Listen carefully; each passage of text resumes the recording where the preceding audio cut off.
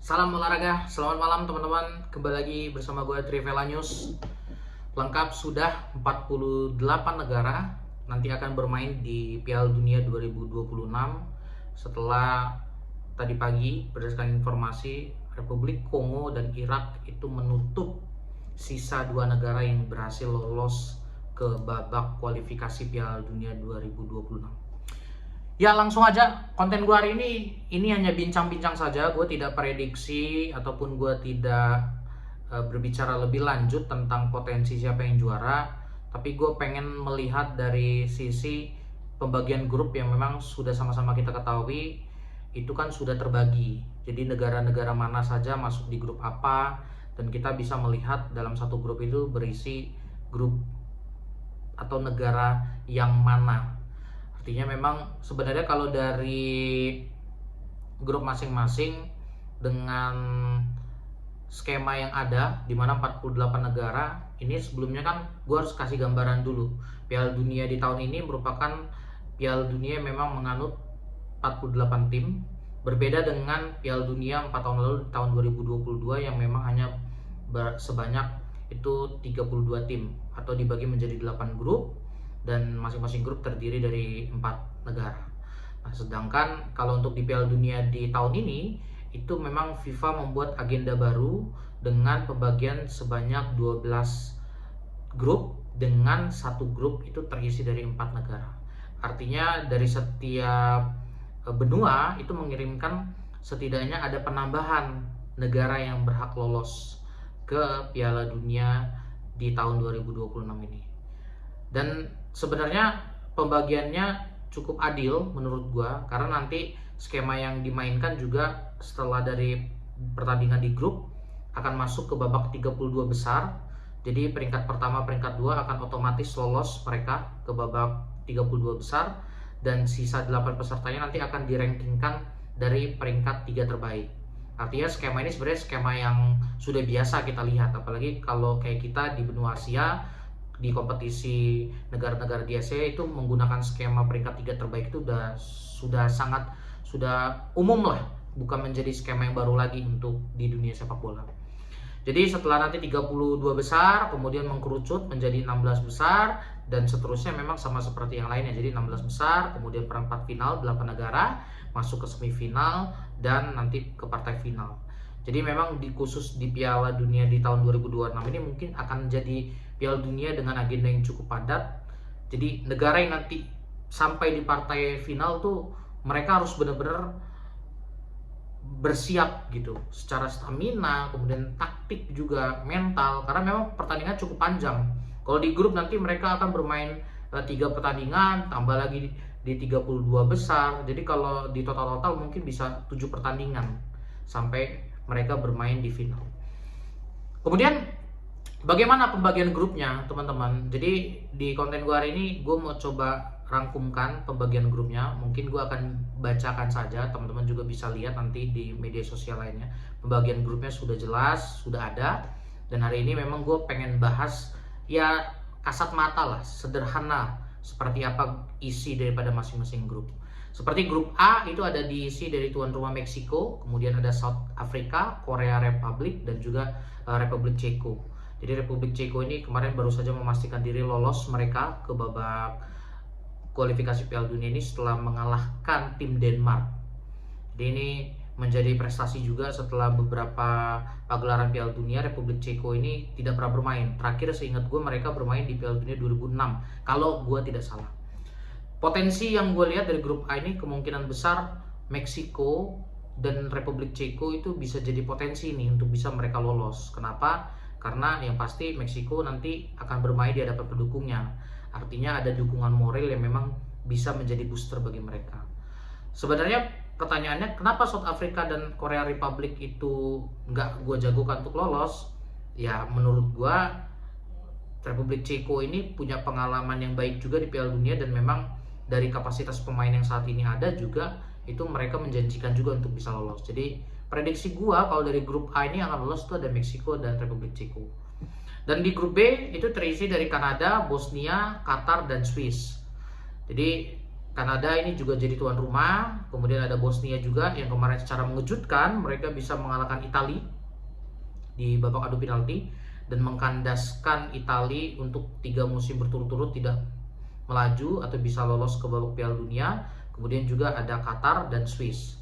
Kalau prediksi gue mungkin ini besar kemungkinan yang lolos itu Bosnia dan Swiss, karena Qatar sendiri di Asia itu performanya lagi turun, dan Kanada memang menurut gue kalau dibanding dengan Bosnia, gue rasa Bosnia masih cukup berada di atas dan menjanjikan untuk bisa lolos.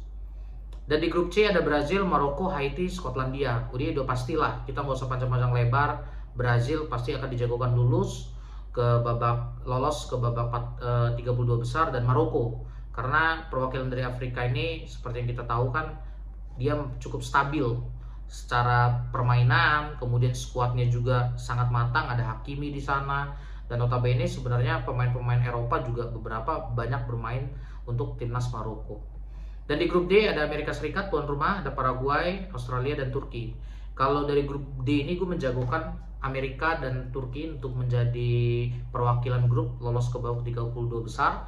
Yang jelas seperti yang kita tahu, Turki dengan pemain-pemain Yildiz, Arda Güler itu udah pasti mereka akan merepotkan daripada Amerika, Paraguay, dan Australia. Dan Amerika kenapa gue jagokan? Kembali lagi dukungan penonton. Ini nggak bisa kita hilangkan karena dukungan penonton ini bisa jadi booster. Kadang di pertandingan-pertandingan tertentu ini bisa membuat para pemain itu bisa jadi 2 kali lebih semangat, dan adrenalinnya pasti akan keluar untuk bisa memberikan pertandingan yang memang benar-benar dijanjikan dan berbuah kemenangan. Dan untuk di grup itu ada Jerman, Curaçao, kemudian Pantai Gading, dan Ekuador. Kalau dari grup E ini yang pasti Pantai Gading cukup kuat, tapi gue melihat Ekuador juga patut diperhatikan. Yang pasti Jerman dan Ekuador gue rasa ini layak dan mereka bisa lolos ke babak 32 besar. Khusus untuk Curaçao, ini kan kali pertama mereka bermain di Piala Dunia, yang pasti mungkin mereka bisa saja jadi kuda hitam, tapi kecil kemungkinan mereka bisa dengan mudah mengalahkan negara-negara seperti Pantai Gading ataupun Ekuador ataupun sekalipun itu juga Jerman. Dan grup F itu diisi oleh Jepang, kemudian Belanda, ada Swedia, dan Tunisia.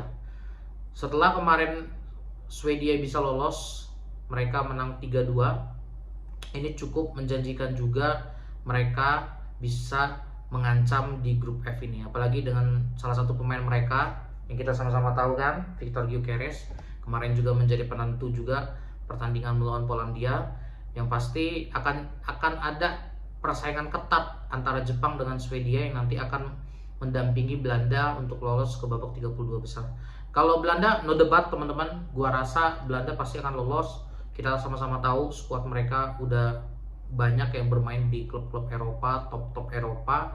Jadi gua rasa mereka akan dengan mudah bisa lolos ke babak 32 besar. Di grup G itu ada Belgium, Mesir, ada Iran, dan New Zealand. Grup G, nah ini yang menjadi catatan. Mesir dan Iran gua nggak tahu persis kalau di head to head cut siapa yang akan lebih baik. Tapi gua rasa kehadiran Mesir di grup G ini cukup menjadi ancaman juga bagi Belgia. Artinya Belgia harus benar-benar bisa mempersiapkan diri dengan baik, karena 3 tim sebenarnya dari grup G ini itu punya chance yang sama untuk bisa lolos. Belgia pun gue sebenarnya tidak 100% bisa meyakinkan diri mereka bisa lolos dengan mudah dalam arti peringkat 1, karena performa Iran di Asia juga sangat memukau. Mereka menjadi salah satu negara kiblat sepak bola yang baik juga di Asia. Ditambah Mesir juga pemain-pemain mereka salah satunya juga ada yang bermain di klub-klub Eropa, ya kita sama-sama tahu Muhammad Salah kan. Kemudian Belgia yang notabene sebenarnya secara performa untuk saat ini itu memang lagi naik turun setelah ditinggal pensiunnya oleh Kevin De Bruyne. Dan ya mungkin kita akan lihat nanti bagaimana peta persaingan di grup G ini akan menjadi menarik, karena menurut gua sekelas 3 negara ini pasti akan memperebutkan 2 terbaik untuk mereka bisa lolos otomatis ke 32 besar. Dan di grup H sudah pasti Spanyol dan Uruguay.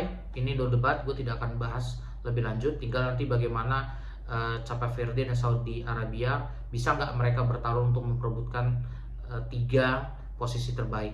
Di grup I, Prancis dan Norwegia. Gua langsung jagokan karena ya Norwegia ada Erling Haaland, ada Odegaard, apalagi ditambah kita lihat performa mereka di babak kualifikasi kan, mereka kan lolos dengan peringkat pertama, dan menurut gua rasa mereka bisa dengan mudah bisa menang di grup ini, dan tinggal bagaimana Norwegia itu bisa setidaknya memberikan perlawanan kepada Prancis, dimana di Piala Dunia ini pasti akan membawa pemain terbaik mereka. Di grup J ada Argentina dan juga Austria yang gue jagokan, karena memang meskipun ada Algeria juga, Aljazair, tapi gua rasa mungkin potensi ada di Argentina dan Austria untuk bisa lolos ke babak 32 besar secara otomatis. Kalaupun nanti Algeria bisa lolos, itu tinggal bagaimana mereka bisa mempertahankan posisi 3 terbaik mereka. Di grup K ada Portugal, Kongo, Uzbekistan dan Kolombia. Kalau ini gua tidak menjagokan Uzbek karena ada Kolombia di sana. Kolombia ini salah satu negara dari Amerika Latin yang punya pengalaman di Piala Dunia. Jadi akan cukup sulit juga untuk Uzbek bisa mengalahkan mereka di Piala Dunia kali pertama mereka di tahun ini. Dan di grup L ada Inggris, Kroasia, Ghana dan Panama. Yang pasti udah jelas Inggris dan Kroasia ini gue jagokan. Kalau Ghana gue tidak sepenuhnya bisa yakin mereka bisa lolos otomatis, tapi ada chance untuk mereka bisa lolos ke babak 32 besar lewat peringkat 3 terbaik. Overall teman-teman, sebenarnya kalau dari Piala Dunia di tahun 2026 ini ada 3 tim yang menjadi sorotan gua. Yang pertama, negara dimana dari dulu gua dukung, yaitu Spanyol. Jadi setelah di tahun 2024 mereka berhasil menjadi juara Euro, jelas di Piala Dunia 2026 ini mereka ingin mengulangi peristiwa yang menjadi sejarah di tahun 2008 dan 2010 untuk mereka bisa samakan atau kawinkan, dimana setelah mereka juara Euro, mereka bisa berhasil untuk menjadi juara dunia di Piala Dunia 2010 pada saat itu. Apalagi dengan kedalaman skuad yang ada, dengan matangnya Lamine Yamal, Pedri, Fermin, kemudian juga di belakang itu berisi pemain-pemain berpengalaman juga yang diisi oleh pemain-pemain top dari Liga Spanyol. Gua rasa di Piala Dunia ini Spanyol itu menjadi tim yang cukup dijagokan untuk bisa menjadi juara. Di samping Spanyol ada Prancis teman-teman. Gue tidak akan lupakan ini negara dengan pemain bintangnya Kylian Mbappe, Olise, Dembele, semua dari situ. Thuram. Gue nggak ngerti nanti gimana dipilihnya, siapa yang akan bermain.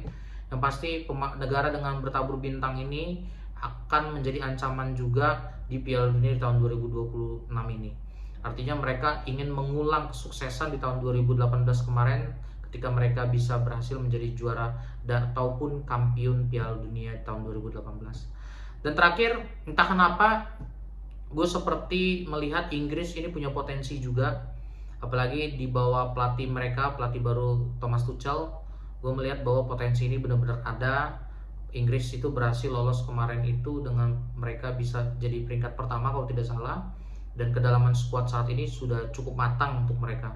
Jadi jelas Inggris tidak bisa dianggap remeh juga di Piala Dunia di tahun ini. Tinggal bagaimana sebenarnya nanti Inggris, apakah mereka beruntung untuk bisa menemukan lawan-lawan mereka di babak 32 besar, kemudian 16 besar, 18 besar, sampai perempat final dan semifinal.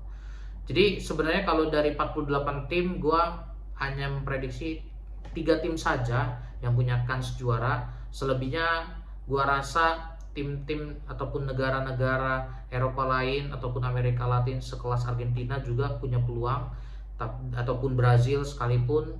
Tapi memang gak tahu kenapa gue melihat di tahun 2026 ini potensi ataupun negara yang punya capability, kedalaman squad, pengalaman itu memang ada di negara Eropa. Jadi memang Spanyol, Prancis dan Inggris itu menurut gue punya chance besar untuk mereka bisa juara di musim ini. Tapi apapun itu teman-teman, patut ditunggu. Ini hanya analisa sederhana yang gue bisa berikan. Jadi kita sama-sama tunggu saja nanti di bulan Juni Piala Dunia berjalan. Kita sama-sama saksikan, setiap negara punya peluang. Jadi tinggal bagaimana kita sebagai pendukung dari mereka bisa memberikan support untuk masing-masing negara tersebut. Demikian konten dari gue teman-teman. Jangan lupa di like, komen, dan share. Dan dukung gue untuk bisa mencapai 1000 subscriber dalam waktu dekat. Terima kasih. Salam olahraga.